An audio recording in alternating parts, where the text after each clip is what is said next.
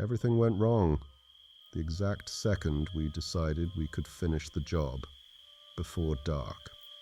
Alex and I had been working as a team for 6 years. In our line of work, that's a lifetime. You end up knowing your partner better than your own wife. Alex was the tech guy. He always stayed on the ground with his laptop, making sure the signal levels didn't fluctuate. My job was the dirty work, climbing the towers, turning the wrenches, and physically tuning the hardware. We got a late start that day. By the time we got the work orders and loaded the spare parts, the sun was already dipping below the tree line. But the site was supposed to be simple, just a standard microwave relay tower, out in the absolute middle of nowhere. Nothing out there but pine trees and wild deer. We had to do an alignment, literally turning a heavy satellite dish by millimeters, so it shoots a signal perfectly into another dish, 25 miles away. Plus, we had to check out some new experimental module. I won't bore you with the technical jargon. I just want you to understand what we do and why we climb these massive steel structures in the first place. When Alex and I finally reached the site, the woods were already drowning in twilight. A thick fog was rolling out of the lowlands, slowly creeping toward our truck. The tower, a giant steel skeleton, almost touched the low gray clouds. It looked dead, but the faint hum of the equipment reminded us that this iron monster was still breathing. Alex grabbed his laptop and handed me a radio. Protocol says one guy stays in the truck, connects to the port, and monitors the system from the inside while coordinating my moves up top. I put on my safety harness, checked the carabiners, and headed for the tower. We didn't even need to talk. I clipped my first carabiner onto the safety ladder and started the climb. No matter how many times I do this, it's always a little scary. A tower isn't just a solid piece of metal. Did you know that at the top, it actually sways in the wind? It slowly rocks back and forth, making wide circles. From the ground, it looks still. But when you're climbing it, you feel its movement with your whole body. It feels like the earth is floating away from under you. But what you can't see is even scarier. Our equipment is no joke. If the automatics glitch, a powerful transmitter can shoot a beam of microwave radiation right at you. You won't feel the heat right away. First, you get a metallic taste in your mouth. Meanwhile, the microwaves are literally cooking your internal organs. There was no wind that evening, but the cold moisture soaked right through my clothes. My fingers were already shivering. Approaching the first set of antennas, I grabbed my radio. "Alex, I'm at the 150-foot mark. How's the signal?" "Muffled. We're losing packets," Alex replied. "Looks like some physical interference. Check the main dish." I pulled myself higher, hanging over the abyss on just one safety line, and shined my flashlight on the giant dish. "Alex, it's clear up here. How's the data looking on your end?" Silence. I tried again. "Alex, the radio was dead. Even the background static was gone." I stood on the graded platform, 150 feet in the air. The fog had completely swallowed the base of the tower. I figured maybe he was listening to music. I wasn't scared yet, just annoyed. Then I looked down. Out of the thick white fog, something was crawling toward our truck. At first, I thought maybe Alex had gone out to take a leak. But no, this thing moved wrong. Its movements were jerky, unnatural. like its joints were bending at impossible angles. It would freeze, then violently snap forward. It looked too hunched. Its back was arched like an insect's, and its arms were abnormally long. It walked up to the driver's side door, raised a hand, and knocked. The truck door opened. In that exact second, the dark figure dropped to the ground, blending into the dark chassis of the truck. "Alex, you look out!" I screamed from the top, but it was too late. Alex stepped out. The creature appeared right behind him. A long, grotesque arm grabbed his head, and just like that, it was over. There was a sickening pop. Alex's body went limp, collapsing next to the truck. The fog slowly swallowed them both. I froze, not even daring to breathe. I tried to force my brain to be rational. This doesn't happen. My mom used to tell me, if you're having a nightmare, remind yourself you're asleep. That usually worked for bad dreams, but not now. I was fully aware of what I had just witnessed. Go down and check? Hell no. That long-armed freak would grab me too. The radio was still dead.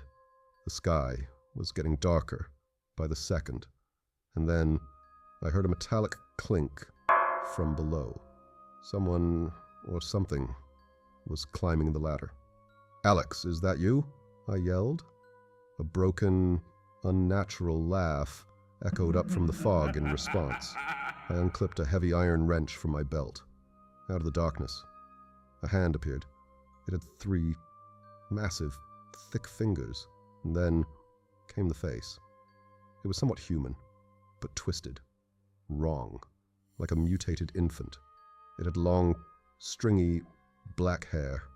It had finished off Alex, and now it was coming for me. "Take this, you freak!" I screamed, hurling the heavy wrench straight down. It smashed directly into its twisted face. The creature flinched. Its fingers slipped off the rung, and it vanished, back into the fog. I didn't even hear it hit the ground. Dead silence. I was shivering violently. Maybe these are hallucinations. Maybe I got hit by a microwave beam, and my brain is boiling? If that was true, I needed to get down, fast. But if that danger was real, going down was suicide. I grabbed the ladder and scrambled to the very top. There was nowhere left to go. The fog was rising fast. A white void covered the world. I clicked on my flashlight and aimed it down, but the beam barely pierced the fog. Suddenly, the radio crackled to life. I ripped it off my belt. "Alex, is that you? Where have you been? What happened?" My partner's voice yelled through the static. It was definitely his voice. 100%. I don't know," I stammered. "Are you okay? Where are you?" He sounded nervous. I decided to tell the truth. "I think I had some kind of hallucination." Alex's voice dropped, suddenly very calm. "Did you get hit by the radiation? Can you climb down? Or not?" "Yeah," I replied. Then get your ass down here. What are you waiting for?" I stepped toward the ladder, but my body completely locked up. "Alex, did anything happen to you down there?" "What are you talking about? I saw some thing by the truck, and you're an idiot. I'm down here alone. Climb down," Alex shouted. "Okay," I promised. "Just tell me what happened on the ground over the last hour." "Are you screwing with me? I was in the truck. We were talking. The connection dropped. I stepped outside and then..." Alex suddenly stopped talking. "Then what?" I asked. "Crack." He almost whispered it. "Crack?" "Not from the radio. The crack of my skull," he said, his voice ice cold. They killed me. He let out a weird, hollow chuckle. I just remembered. Someone grabbed my head from behind. My skull cracked. A second of pain, and then nothing. Darkness. I'm talking to you right now, but I'm not really here. I think we both went crazy. I can't see anything. I don't feel anything. It's like something pulled me out of the void, just to convince you to climb down. I only just realized it. I stood in dead silence, and then a piercing, inhuman shriek exploded from the speaker. Alex screamed at me, not to come down. His voice was cut off by deafening static. The radio died. It was just a useless brick. Again, I collapsed onto the metal platform, my knees violently shaking. I didn't know what to believe anymore. Then, from below, I heard it again, the metallic clink. It was climbing back up. I jumped up, aiming my flashlight into the fog. A dark shadow was emerging, moving in sharp, jerky twitches. I had to do something. Right above me was a heavy experimental receiver module. I grabbed my other wrench, slammed it onto the bolts, and cranked it with everything I had. Within a minute, the heavy steel box was in my hands. It weighed at least 20 pounds. The creature was almost at the top platform. A hand breached the fog, followed by its head. I raised the steel box over my head, let out a war cry, and then slammed it down directly onto the thing. It fell without a sound. I heard it violently hitting the iron beams on its way down. Then silence. I was freezing to death. I knew if I stayed up there, I was a dead man. My stomach did flips. Climbing down is always scarier than climbing up. You're stepping into the abyss. I started my descent, mechanically moving my carabiners. I stopped looking down. I just counted my steps. 20, 40, 100. Finally, my boots hit solid concrete. I shined my flashlight around the base. On the gray concrete, there was a massive smear of dark blood. The trail dragged off into the dirt. But there was no body, just a thick white wall of fog. I bolted toward the gate, slipping in the mud. I aimed my light at where we parked the truck. The beam hit the hood, and my last hope died. The entire front end of our heavy truck was completely crumpled, like it had smashed into a solid brick wall at full speed. I slowly spun around, trying to figure out which way the main road was. I had to guess. I sprinted blindly into the fog. A few steps in, the ground gave out beneath me. I plummeted into a drainage ditch. My knee popped. A sickening, sharp pain shot up my leg. I gritted my teeth, forced myself up, and kept running on a heavy limp. I made it maybe 10 steps. That's when something slammed into my back. I crashed face first into the wet grass. The weight crushed the air out of my lungs. I looked up and saw the creature right on top of me. It was covered in blood. Its face was completely caved in, flaps of bloody flesh hanging off an exposed skull. One eye was missing, the other burned with pure hatred. It roared, pinning me down, swinging its one good arm at me. The other arm hung useless, shattered. "Get off me, you freak!" I screamed. Thick strands of dark, bloody saliva dripped from its ruined mouth. I pulled my leg back and kicked it square in the chest with my bad knee. Blinding pain shot through my leg. Suddenly, its grip weakened. The creature swayed, let out a long, agonizing moan that sounded far too human. and collapsed into the grass. I rolled away, gasping for air. I crawled to my flashlight, forced myself to stand, and limped forward. I never looked back. I didn't want to know if it was getting back up. Hours passed. The sky slowly lightened, the fog thinned out, and the world returned to normal. A paved road. The last thing I remember is the harsh morning sun hitting my eyes before I blacked out.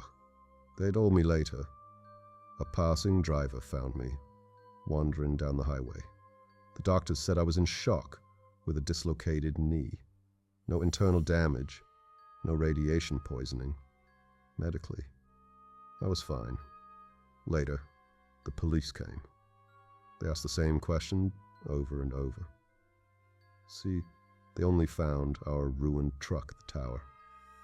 The front end was completely crumpled, but there were no trees, no poles, and no skid marks. Just a mangled truck. In an empty lot. As for Alex, they never found him. He's officially listed as a missing person. I asked them about the blood, but a heavy rainstorm washed the area out for 2 days straight. Every trace was gone. They still drag me in for questioning. I tell them about the creature. Sometimes I ask them, "Do you guys know something?" I don't, but they just look at me like I'm a complete psycho. And honestly, I have absolutely nothing left to add.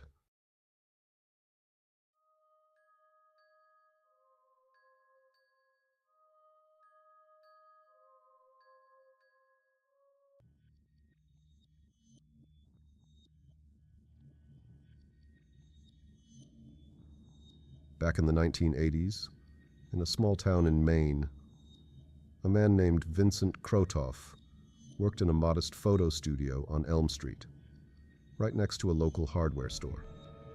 He was a 50-year-old widower, childless, and described by his neighbors as a completely harmless, unremarkable guy. Polite, quiet, never making a sound. He discovered his passion for photography back in high school, spending hours in dark rooms, but there was something his neighbors never suspected. Vincent's dark, secret obsession. His late wife had worked as a pathologist at the county morgue. One evening, while waiting to pick her up, Vincent found himself alone with the cold bodies. A strange, unfamiliar thrill sparked in his chest. His hands instinctively reached for his camera case. Photographing the dead brought him a bizarre sense of peace. They were perfectly still. They didn't move. They didn't ruin the shot. And unlike the living, they never complained. Their faces possessed a haunting, magical serenity, sealed forever by the cold kiss of death. By day, Vincent developed family portraits and high school yearbooks, drowning in tedious routine. But at night, his melancholy vanished with the first click of the shutter echoing through the tiled walls of the morgue. At home, he would wait for his wife to fall asleep, lock himself in the bathroom, and bring out his shoebox of tools. Fine blade scissors, a scalpel, tweezers, and photo glue. Vincent was a master of composite printing. He could manually cut a figure from one negative and seamlessly paste it into another, perfectly adjusting the light, shadows, and sharpness. Even under a magnifying glass, you couldn't see the seams. He began building a secret, twisted collection. 3 corpses standing in front of a city monument. 2 dead souls walking toward a pair of newlyweds. Vincent dreamed that one day these surreal prints would make him famous in underground art circles. Every night, bent over his enlarger under the eerie red glow of the darkroom lamp, Vincent felt truly happy. After his wife passed away, the only family Vincent had left was his older brother, Andrew. Andrew lived on the outskirts of town, near the old brick factory. He used to drive a yellow cab, but over the years, bad health and heavy drinking took over. Vincent visited him twice a week, bringing groceries, cigarettes, and cheap bourbon. They usually sat in the kitchen in silence, occasionally exchanging brief empty phrases. Neither of them had ever learned to speak from the heart. Their strict father had beaten that out of them with a leather belt during childhood. But one rainy October night in 1984, a drunk Andrew suddenly opened up. Slurring his words, he looked at Vincent and asked, "Vince, do you remember Mom?" Vincent nodded silently. Their mother passed away before he even started grade school. She always wanted a family portrait. Andrew continued with a pitiful sob. A real one, like normal families have. Dad, her, and the two of us. A sudden memory struck Vincent. He remembered their mother dressing them in crisp white shirts, putting on her best Sunday dress, and telling them not to leave the house until Dad got home. But Dad didn't show up until midnight, dragged in dead drunk by the local watch. The photo shoot was ruined. The last thing Vincent remembered from that night was the sound of his mother quietly weeping in the hallway. "I can fix that, Andy," Vincent whispered. "I can take old negatives, splice them together. We'll be adults, and Mom will look alive." "Do it, please," Andrew begged, "so I can hang it here. I'm so lonely in this place." The next day, Vincent brought his camera, took a picture of a cleaned-up Andrew, and then took a self-portrait. He found a beautiful old photo of his mother from her youth and managed to find a pre-war shot of their father. After 3 days of painstaking darkroom work, the composite was ready. He placed his parents in the center, pasting their heads onto suitable bodies, with himself and Andrew standing just behind them, set against a peaceful park background. He gave the framed photo to Andrew, who hung it above his couch. But just 2 days later, Vincent had to take it back. Andrew was gone. Neighbors called the police after hearing strange noises coming from the apartment, either sobbing or hysterical laughter. When the sheriff kicked the door down, they found Andrew hanging in the kitchen doorway, suspended by his own leather belt. The framed family photo was found on his pillow. That evening, sitting alone in his house, Vincent finally looked at the photograph. The blood turned to ice in his veins.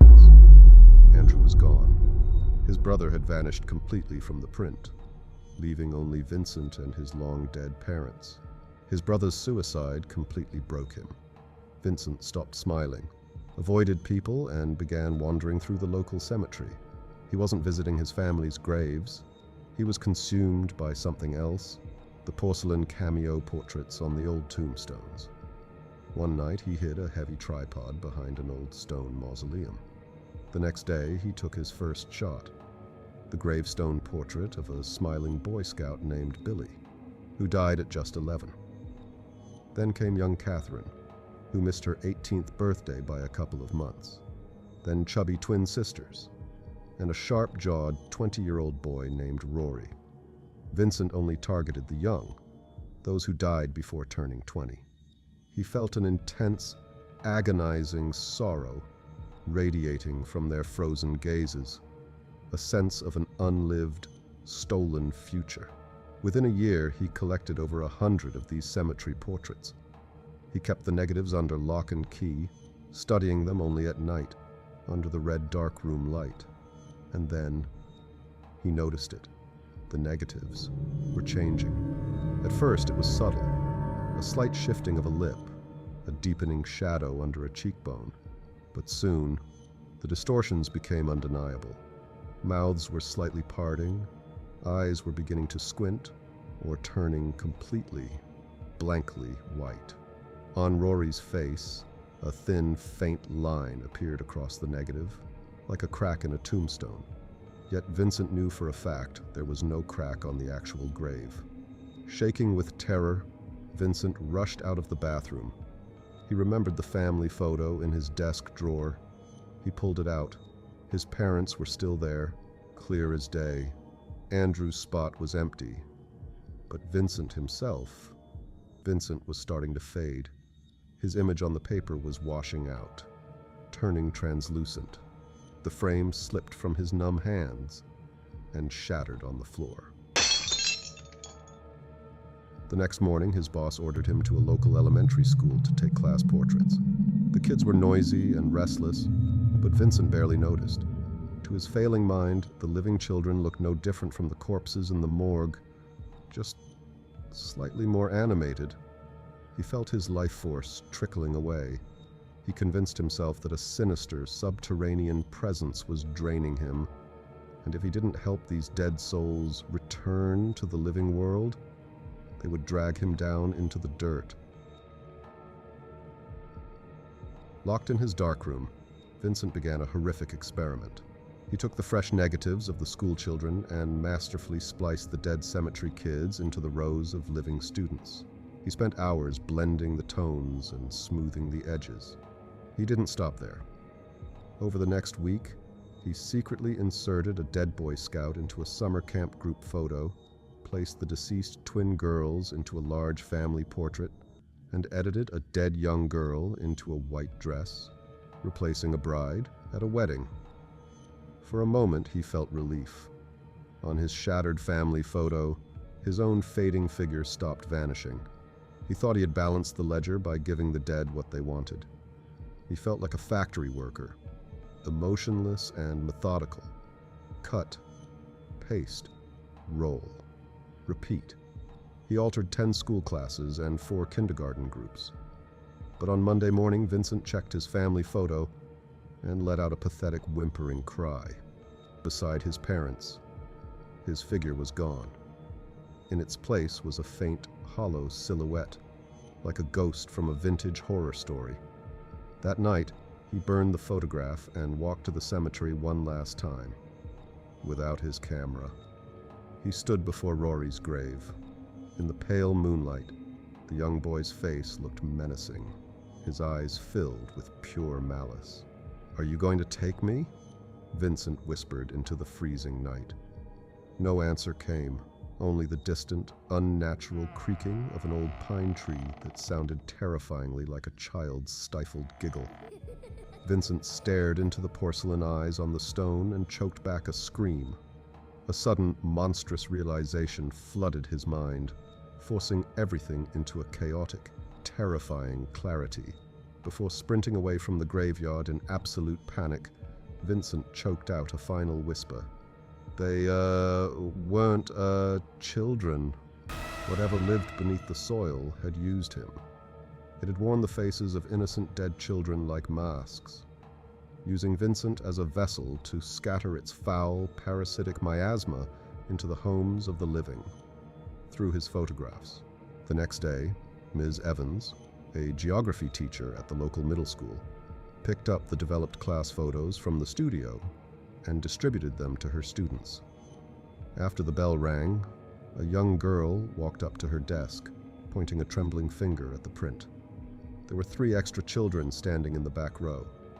They weren't moving, and their skin looked horribly wrong. Miss Evans went pale, grabbing the picture and running straight to the principal's office. "Look at them," she gasped. They don't look alive." Meanwhile, inside his dark apartment, Vincent was constructing a noose. He stepped onto a wooden chair and tested the knot. His hands no longer shook. His body was empty of strength, but his fear was gone too. "Take me," he whispered. He closed his eyes, imagining his mother, his father, and Andrew. Instead, the faces of the 100 dead entities he had pasted into the town's photographs flashed behind his eyelids, watching him with patient anticipation, stepping down for a brief moment to leave the front door unlocked, so the neighbors wouldn't have to deal with the smell of his rotting corpse. Vincent froze. From the locked bathroom, he heard a sickeningly familiar rustling sound. Someone was rummaging through his negatives. A draft swept through the apartment, carrying the pungent, overwhelming stench of wet, freshly dug graves. Vincent took a step toward the bathroom and peered inside. The crimson darkroom bulb was glowing. The chemical trays were in place, but something new was hanging from the drying line. Vincent drew closer. It was his family photograph, But sitting right next to his parents, instead of him, was the dead Boy Scout from the cemetery. The thing was smiling a wide, jagged, childlike grin, staring directly into Vincent's soul with solid, milky white eyes. Vincent slammed the door shut, collapsing against the frame, gasping for air. From beneath the crack of the bathroom door, a muffled child's laughter broke out. But it wasn't just one voice. Dozens, maybe hundreds of distorted, overlapping voices joined in, erupting into a monstrous, echoing chorus of overlapping cackles. Tears streamed down Vincent's face, but he couldn't feel them. He couldn't bear the laughter. He couldn't bear the thought of those blank white eyes. He stumbled back into the living room, climbed back onto the chair, and slipped his head through the rope. "Will you take me?" he screamed one last time into the screaming apartment. Receiving no answer, he kicked the chair away. As the rope snapped taut and the air was cut from his lungs, a primal regret flashed through him. He wanted to turn back time, to undo it all, but it was too late. The shadows closed in, and his soul began to untether from his dying flesh. In his final, agonizing second of consciousness, cutting through the sound of his own choking throat, Vincent heard a distinct, mechanical sound. Click.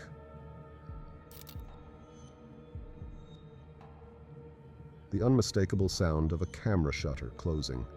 He realized he was being photographed, and as the darkness took him, Vincent smiled into the noose, wider than he ever could in life.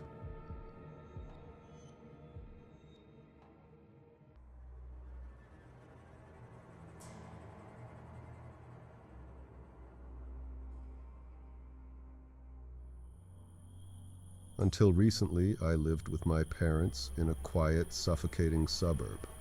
They were strict, traditional, and rarely allowed guests over. My only real friend was Alex. We'd known each other since the first grade, and he was the only person I truly trusted. Unlike my parents, who preferred scolding me over teaching me, Alex always had my back. He had a lot more real-world experience, too.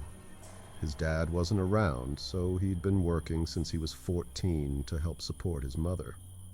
When I turned 19, my parents were still completely against me staying anywhere overnight.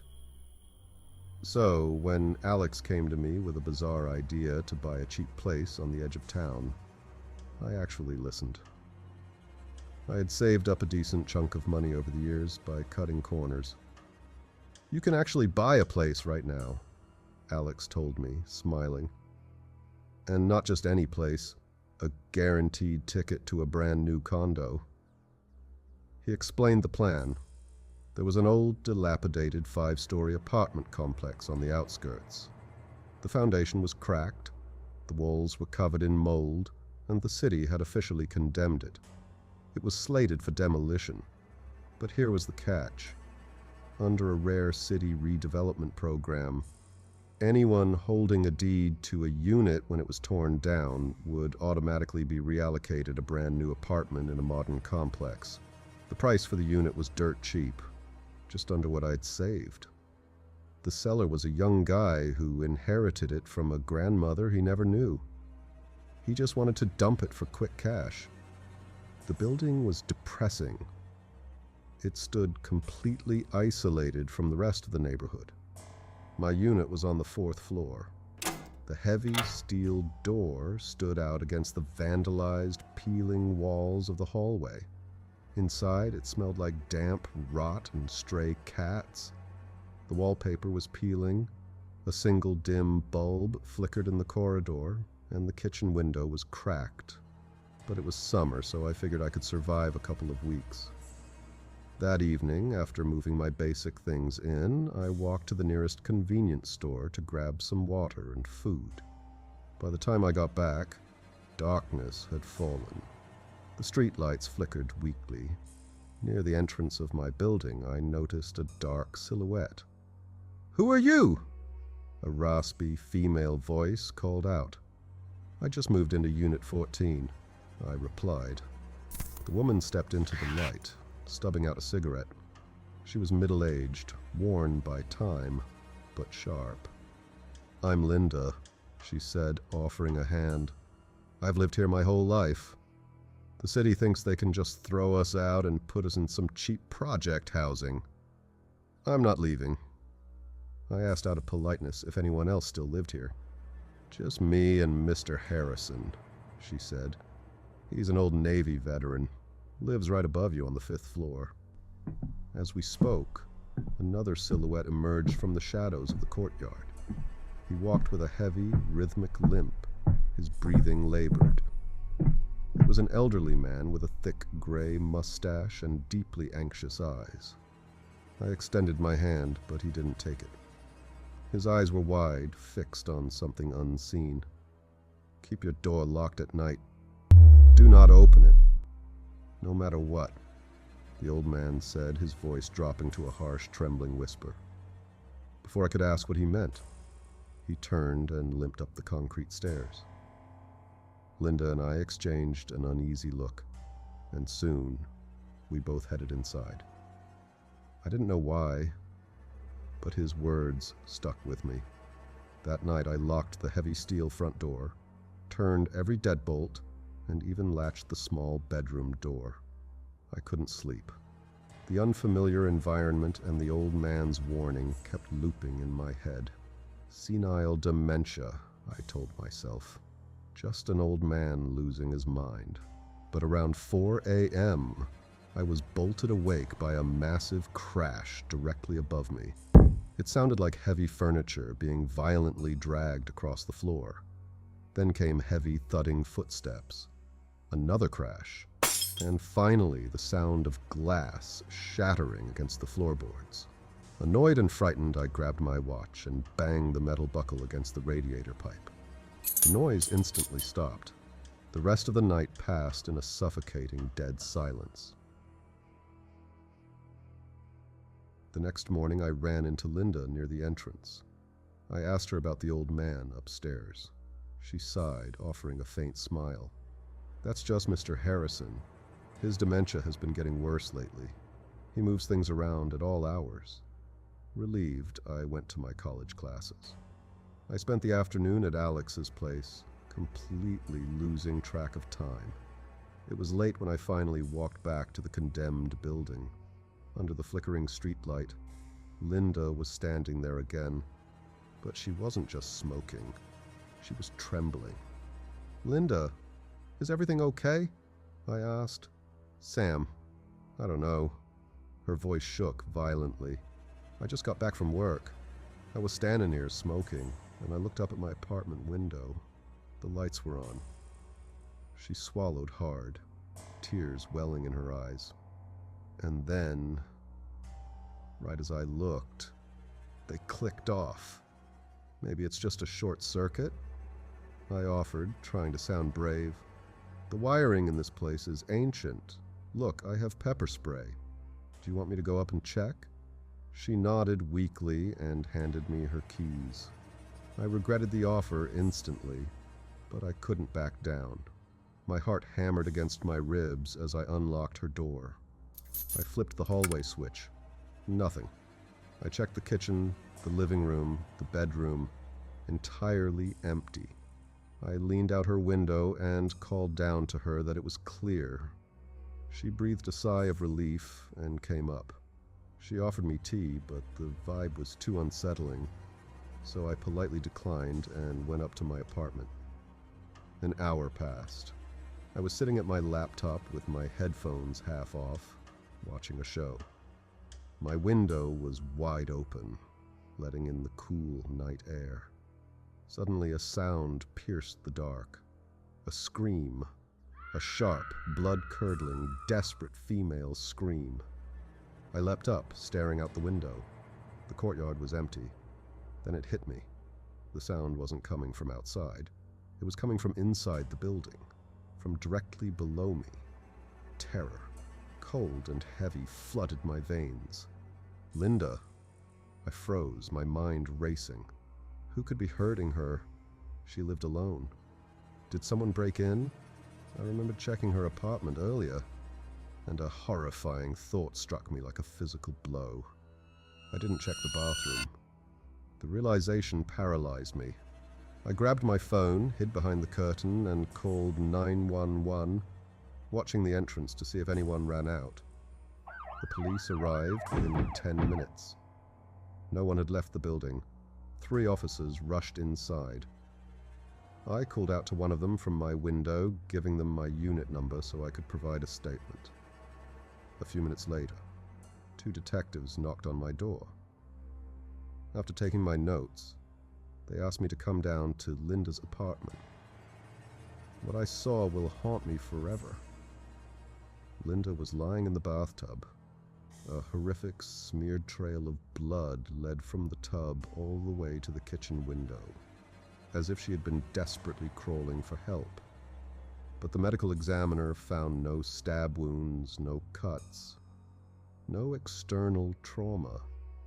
The blood had simply poured out of her mouth. Her fingernails were completely broken and torn back, as if she had been frantically clawing at the walls, or at something else. The front door had been locked from the inside. The police deduced that the killer must have escaped through the attic hatch and out a maintenance door on the opposite side of the building, facing the woods. Sleeping alone was out of the question. I called Alex, begging him to come over. He reluctantly agreed. I didn't mention the old man upstairs to the police. I figured they'd just think I was distracting them with a senile neighbor. That night at exactly 4 a.m., the noise returned. The heavy dragging, the thudding steps, and then the unmistakable sound of glass shattering against the wall. The next morning, Alex looked exhausted. "Dude," he said, rubbing his eyes, "how do you sleep through that?" Someone was straight up jumping on the floor upstairs in the middle of the night. "Who is that freak?" "That's the old vet," I said. "He has severe dementia." Alex turned pale. "Wait, a crazy old guy lives right above you and a woman was just murdered downstairs? What if he did it? What if he crept down, locked her door, and waited for her?" I tried to shake it off. "No way, the guy can barely breathe when he walks. He's too frail to kill anyone." But Alex's words planted a seed of pure panic in my chest. I couldn't shake the image.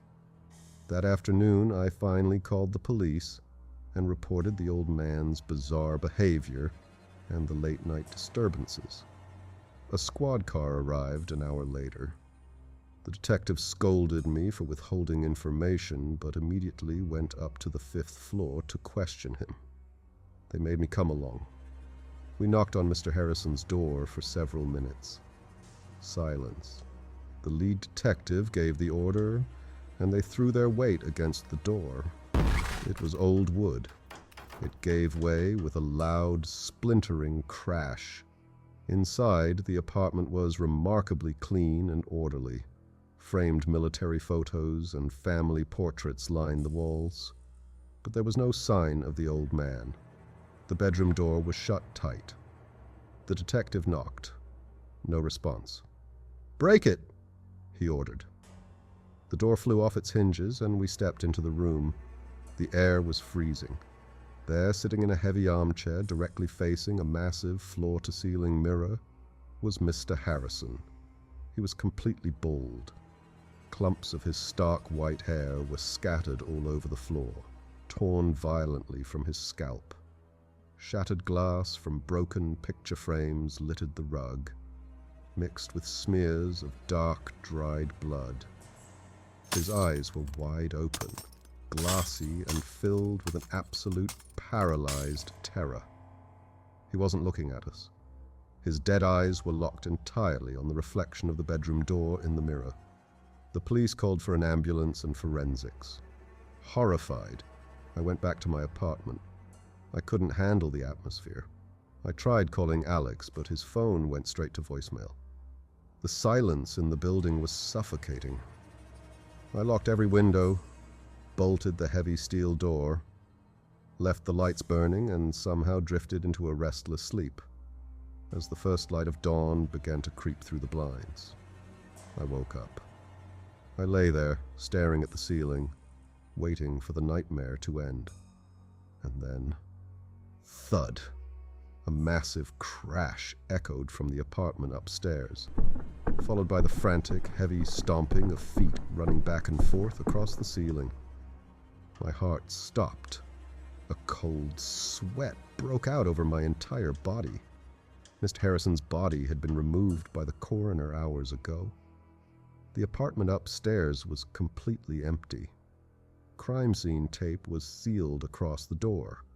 I scrambled out of bed, grabbed my laptop, my passport, and my cash, and dialed 911 with shaking hands. The police arrived quickly, but an inspection of the 5th floor revealed absolutely nothing. The crime scene tape was untouched. The lock was still broken. The rooms were empty. As I was frantically packing the last of my things to leave for good, the lead detective pulled me aside. His face was entirely drained of color. "Son," he whispered, looking around the empty hallway.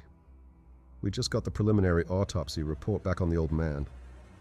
I stared at him, holding my breath. "He didn't die last night," the detective said, his voice trembling. "The medical examiner states he's been dead for at least 3 days. Total organ failure from extreme shock." My mind went completely blank. 3 days. That meant when I met him in the courtyard, when he looked into my eyes and warned me to lock my doors. He was already a corpse, and whatever was dragging furniture and stomping above my head for the past 3 nights, it wasn't him. I moved into Alex's place that very day.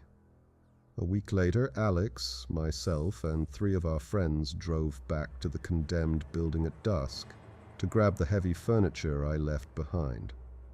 As we approached the dark, looming structure, I instinctively looked up at the 4th floor, at my old window. Inside the dark, empty apartment, the light clicked on for a single second, and then it clicked off. We dropped our bags, sprinted back to the car, and never returned. A few days ago, I was looking through my old cell phone that I had left on the kitchen counter during my frantic escape. The police had recovered it from me. I opened the call log. There were 3 missed calls. All of them were dialed from the landline telephone inside my empty apartment, hours after I'd already left. I threw the phone and the SIM card into a dumpster. It's not my problem anymore, but whatever you do, if you ever find yourself in an empty, quiet place, lock your doors and never look in the mirror.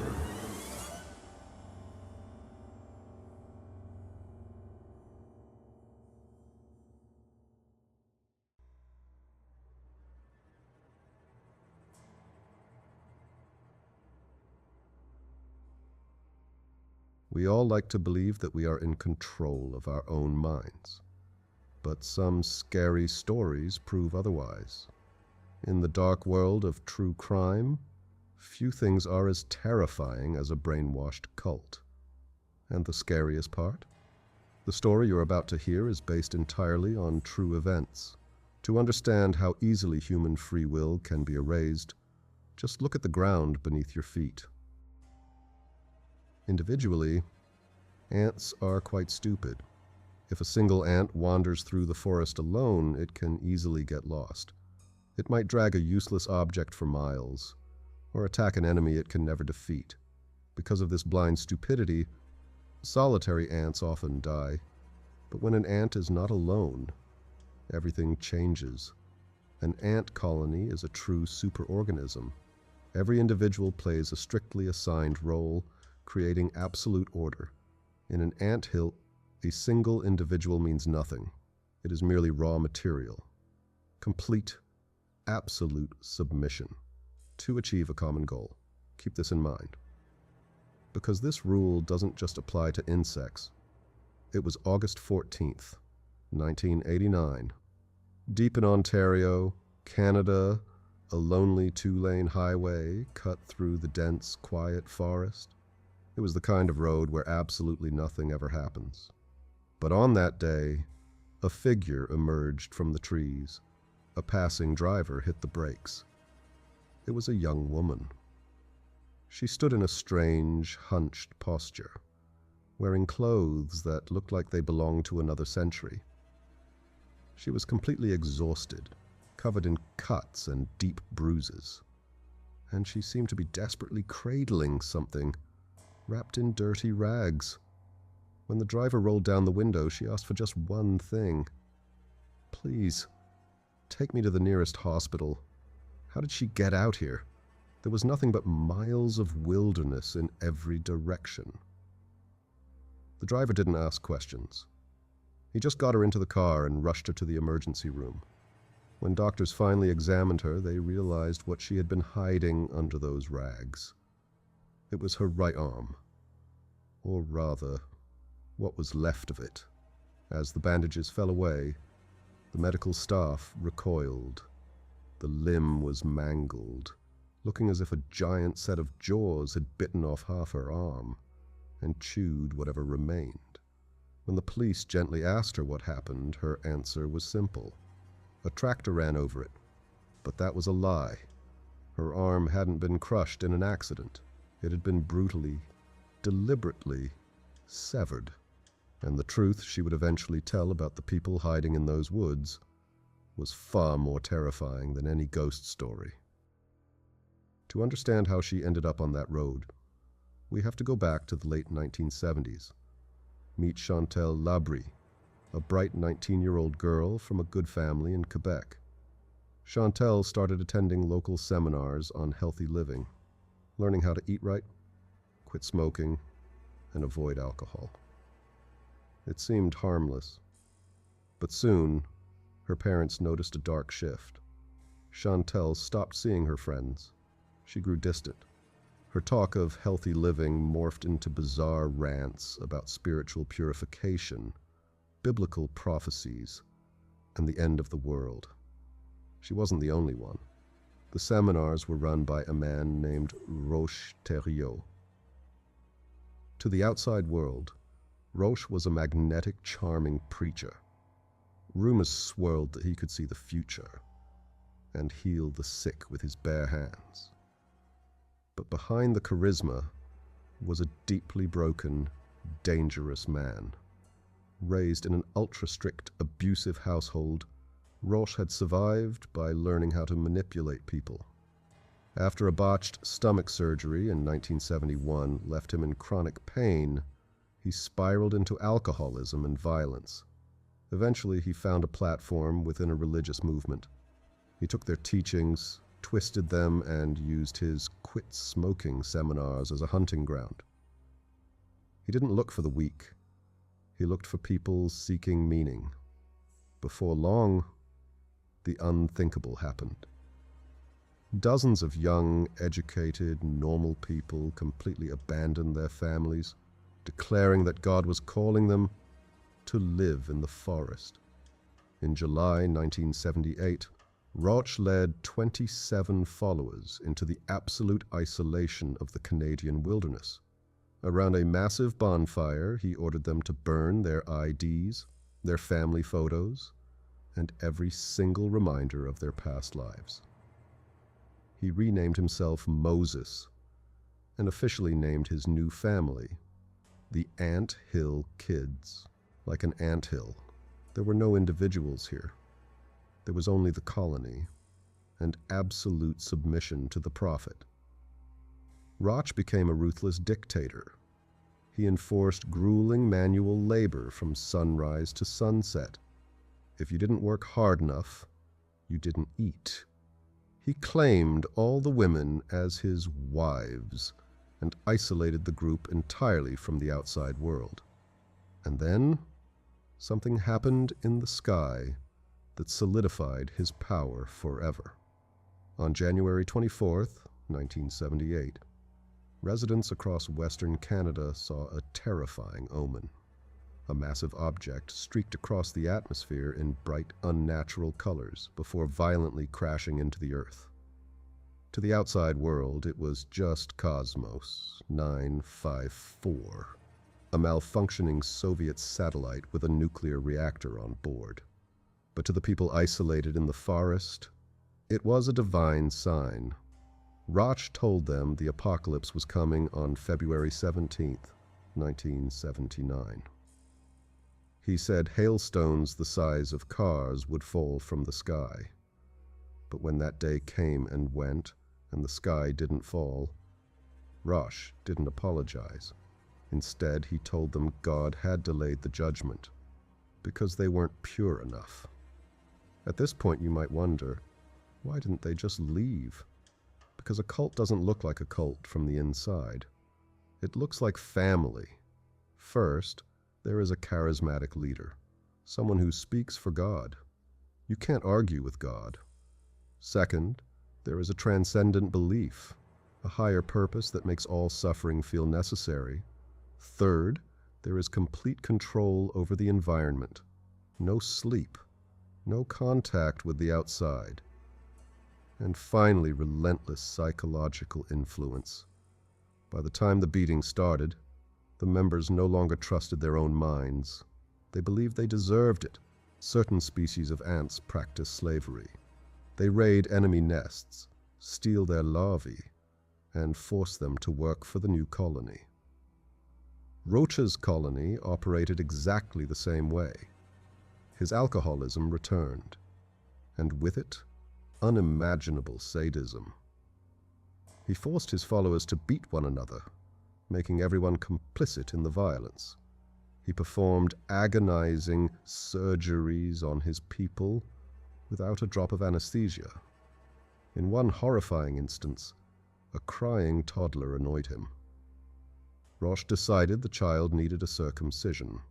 He performed it himself, on the kitchen table, using alcohol-soaked scissors. The child did not survive. To cover his tracks, Roch staged a mock trial, blaming another cult member, a man named Nehemiah. Completely brainwashed, Nehemiah accepted the guilt. He even signed a paper confessing to it. His punishment? Roch performed the exact same horrific, mutilating procedure on him. Miraculously, Nehemiah managed to escape in 1981, bleeding and traumatized, and led the police straight to the camp. You would think this was the end. But Roch Thériault was a master manipulator. In court, he turned on his charm. He presented himself as a misunderstood, peaceful, religious man.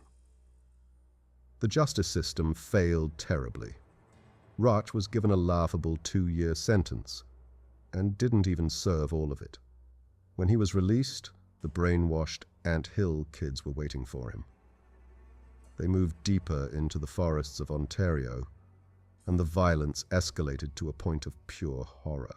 Ants are incredibly strong warriors, and ant wars do not end with a simple victory or defeat. They end in total annihilation. One ant will literally tear another to pieces. In the new Ontario camp, Roach lost the last fragments of his humanity. He forced his followers into gladiatorial fights for his amusement.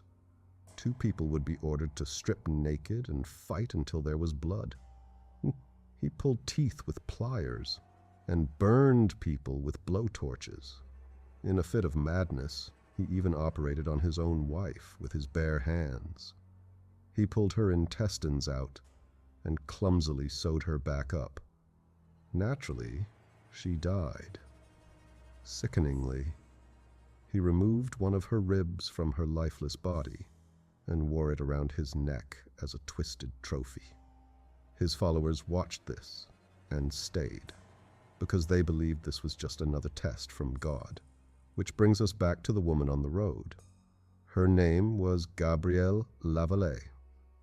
She was a trained nurse, a smart woman who had been lured in by Roch's false promise of opening a healing clinic.